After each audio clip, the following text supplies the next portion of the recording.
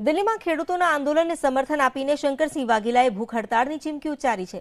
જો ખેડૂતોના મુદ્દાને નિવેડો નહીં આવે તો શંકરસિંહ વાઘેલા 25 ડિસેમ્બરથી રાજઘાટ પર જઈને ભૂખ હડતાળ પર ઉતરશે।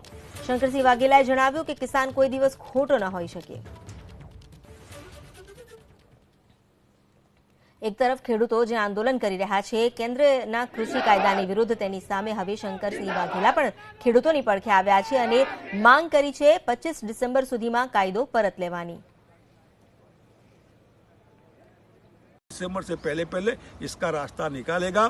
अगर ये रास्ता नहीं निकलेगा तो हम 25 दिसंबर के बाद अगर जरूरत पड़ती है तो राजघाट जाकर, दिल्ली जाकर अनलिमिटेड टाइम के लिए, अनिश्चित मुद्दत के लिए हो सकते हैं तो उपवास भी करना पड़ेगा। तो हम फास्ट करेंगे अनडेफिनेटेड टाइम के लिए।